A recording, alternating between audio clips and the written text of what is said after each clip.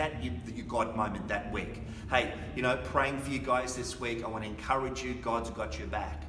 But I just find if we don't create a discipleship moment in all of our groups, this is my conviction.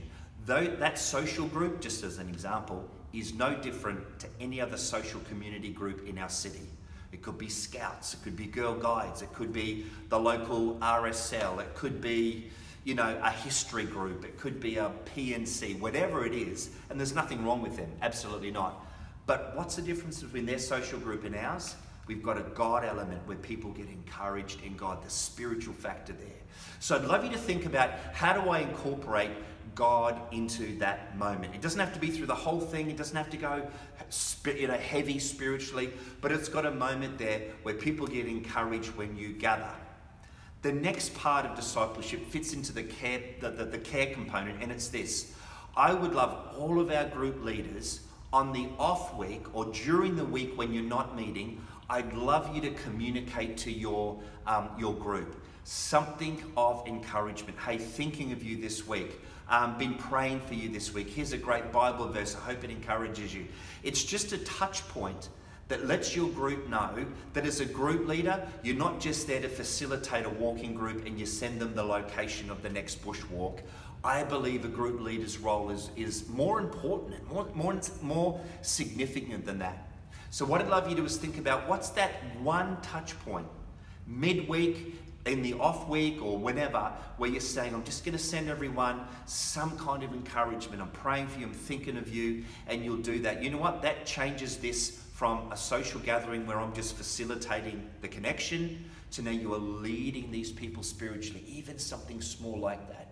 So I'd love you to think about, how can I as a group leader do that? It doesn't have to be laborious or lengthy. I'm not saying you have to catch up with everybody, face to face necessarily. But what's that moment where I can disciple and inject some faith, some hope and some love into their week? That would be awesome. And then the last one, of course, is twofold.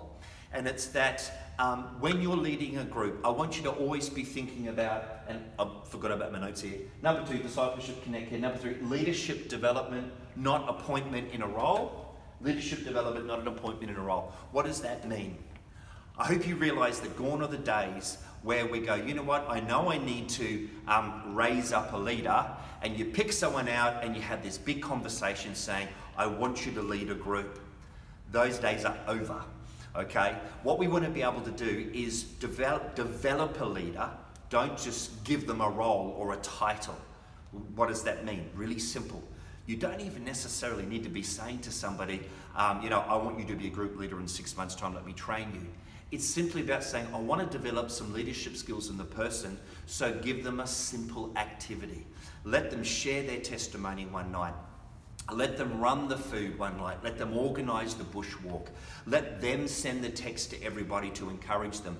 And as they do these little bits of activity and they take ownership, they take responsibility, and they do it well, you're skilling them to be a leader and think like a leader. So by the time you say, hey, you know what, I think you'd be a great group leader, they're like, what do you mean? You're like, you're already doing this. So it's about developing a leader, not just sticking a role or a function or a title. That's later on. That's probably not even the main focus. So I want to encourage you to think about, all right, if I wasn't to run my group, but I could develop somebody to do it, then what's that gradual process of doing what Jesus did with his 12 disciples?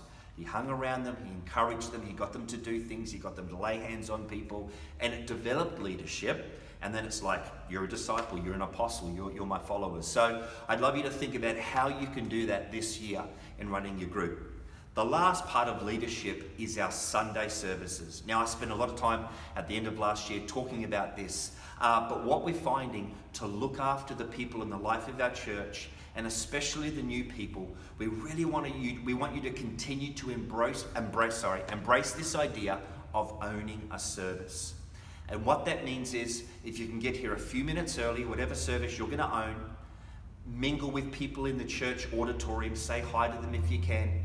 But then after the service, we want you to be our people connectors. So what that means is, your primary focus is not necessarily to say hello to your friends, that's important, or say hello to the people in your group. That's important. Your primary focus is to meet new people that are coming back for the third, fourth, fifth time. I put myself in their shoes recently. I thought, imagine if it was my week 2 or week 3 and come into church, I finish the service, I go into the cafe, I literally don't know a single person out of 200 people in the cafe. And I'm waiting, and unless I'm an extrovert and I can just go and talk to people, we probably just want to sit down and just have a coffee, right? But we don't know anybody. Our job is to connect them into relationship.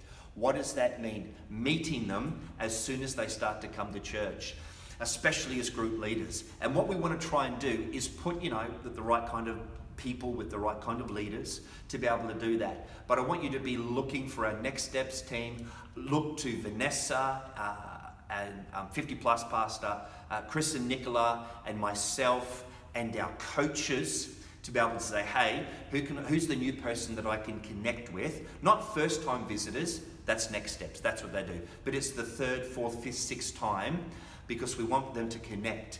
And here's the key. When you get a new person into your group this year, you will get an email, same as last year, you'll get an email. I want you to be able to not just send them a text and say, hey, I'm Tony, I run a mountain biking group. I hope to see you this Saturday. What I'd love as part of that discipleship and that care is they need to hear a voice. They need to see a face. So I want to encourage you, do everything you can when you get that notification to say, hey, can I meet you Sunday in the cafe? What service are you going to? Hey, can I call you? If you've got a bit of time, a coffee would be great. You don't have to do that. But how do you make that meaningful connection with that new person that's coming into your group? I just find if they don't have a voice or they see a face, they may want to be in your group, but they just don't know us. So connecting someone into your group starts way back in the cafe.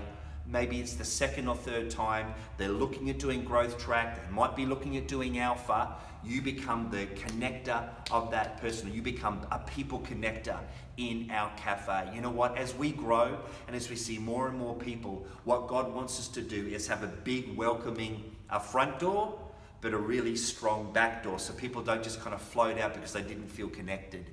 I do want to thank you. You do an amazing job at connecting with people, hanging in the cafe, reaching out to people. And this year, more than ever before, our heart is to be great connector of people. And I think a group leader role, and of course a coach and a pastor, is that when we have new people in our group, you would hold their hand and not just say, I sent them a text, they didn't show. No, make an extra effort with those new people for a few months that they are grafted into the life of your group.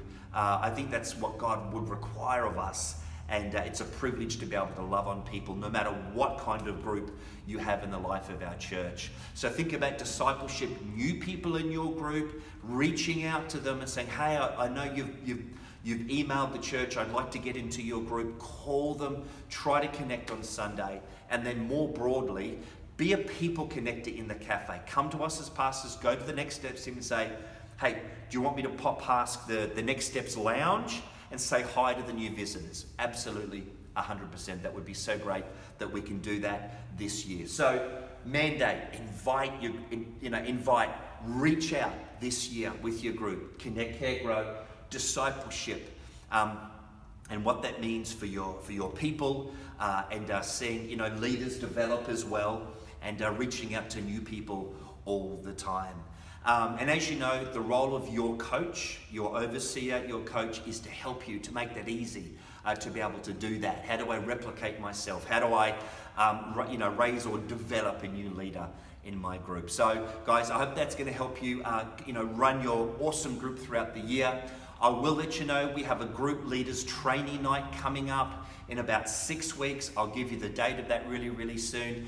That night will probably be here at the church in the college room. It's a great chance to refresh our skills as group leaders, but also to be able to invite, a potential person who may want to run a group, to invite them along as well. So guys, if you've got any questions, use your coach. They're there to help you, encourage you to run a great life-changing group in order to be able to see people loved on, grow, and of course, our community won to Christ through your group. Bless you. I'll talk to you soon.